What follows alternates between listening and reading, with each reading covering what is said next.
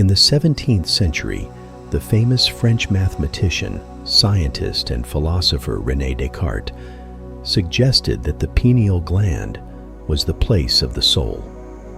To Descartes, this tiny gland represented the connection of the physical and spiritual worlds. He was intrigued by its central spot within the brain and thought it was the only part of the body where the soul could control the body. He guessed that the gland was the main spot of the soul and the place where all thoughts were formed. This idea came from his dualistic view of the human body and mind.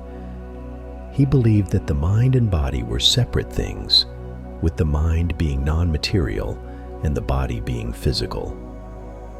Descartes saw the pineal gland as a central and special part of the brain, placed perfectly between the two halves, which fit with his idea of a single thing that could control the body. The gland's central location and its unique presence in an otherwise balanced brain interested Descartes, who saw it as a perfect candidate for the mind-body link.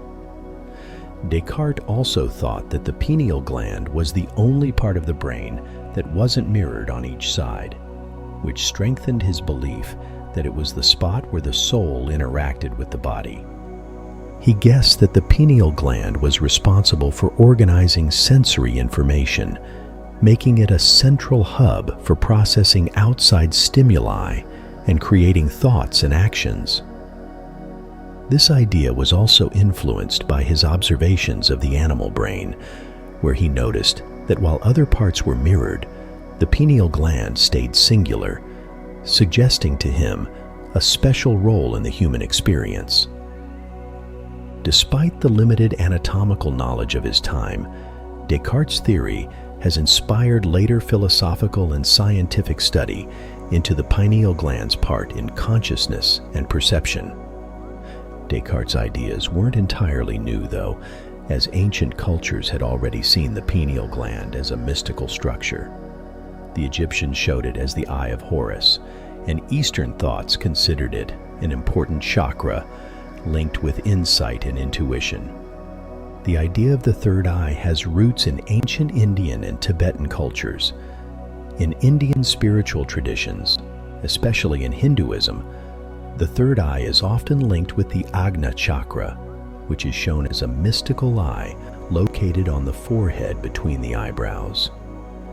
This chakra is believed to be the center of intuition, insight, and higher consciousness. In Tibetan Buddhism, the third eye is linked with spiritual awakening and enlightenment.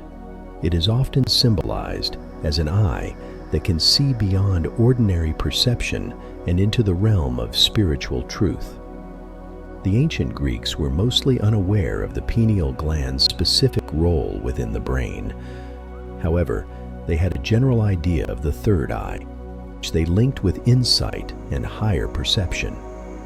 Greek philosophers such as Plato and Aristotle discussed the concept of the mind's eye, or inner vision, which aligns conceptually with the later understanding of the pineal gland's role in spiritual insight. Plato, in particular, spoke of the eye of the soul, through which we could gain knowledge beyond mere physical perception. These ancient beliefs stemmed from the pineal gland's unique location and the early realization that it responded to light, leading many to see it as a bridge between the seen and unseen worlds. Shifting from the mystical to the factual, the pineal gland serves as a small but important endocrine organ within the brain. It is responsible for making melatonin, a hormone that regulates sleep-wake cycles. This biological function is closely tied to the gland's sensitivity to light, a trait that has fueled its association with perception and enlightenment across cultures.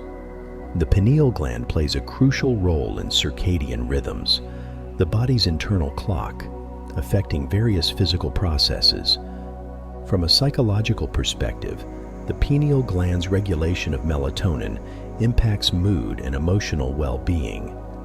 Sleep, often considered a gateway to the subconscious, is influenced by this gland, linking it to dreams and altered states of consciousness.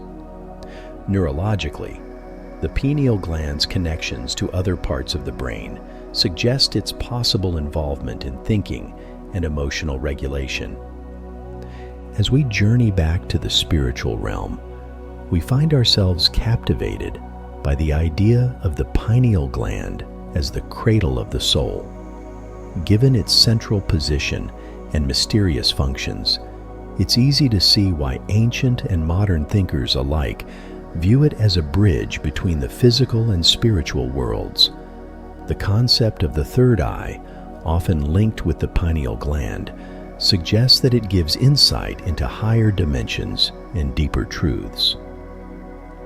Many spiritual traditions believe that activating the pineal gland can lead to heightened states of awareness, intuition, and spiritual enlightenment.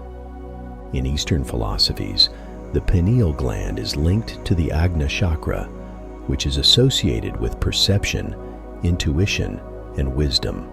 In theosophy and various New Age beliefs, it is seen as a key to unlocking psychic abilities and connecting with higher realms. These beliefs position the pineal gland as a gateway to spiritual dimensions, reinforcing its role as the cradle of the soul. However, this cradle of the soul is often shrouded in a veil of calcification.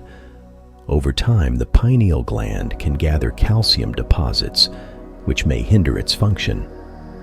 This calcification is influenced by factors such as aging, diet, and exposure to fluoride. In many cases, the gland becomes hardened and less capable of producing melatonin or working optimally. To decalcify the pineal gland and reactivate its potential, various strategies are suggested. One common approach is to reduce fluoride intake, as fluoride contributes to calcification. Drinking purified water and avoiding fluoride-based dental products can help lower this. Additionally, a diet rich in antioxidants such as berries, dark leafy greens, and other colorful fruits and vegetables can help reduce calcification. Practices like meditation and yoga can stimulate the pineal gland and enhance its function. These practices encourage the flow of energy through the third eye, possibly activating the pineal gland and improving spiritual perception. Light exposure, particularly sunlight and blue light, can also stimulate the gland, aligning it with natural circadian rhythms. And that's a wrap on today's fascinating journey into the world of René Descartes and the mysterious pineal gland. If you found this exploration into the seat of the soul intriguing, don't forget to hit that like button. Your support helps us bring you more content that dives deep into the intersections of philosophy, science, and spirituality. We'd love to hear from you. Share your thoughts and experiences in the comments below. Have you ever wondered about the role of the pineal gland in your own life? Let's start a conversation and learn from each other's insights. If you think someone you know would enjoy this topic, be sure to share this video with them. And if you haven't already, please subscribe to our channel. Your support helps us to keep bringing you content that explores the mysteries of the universe and our place within it. Thanks for watching, and until next time, keep seeking the truth and stay curious.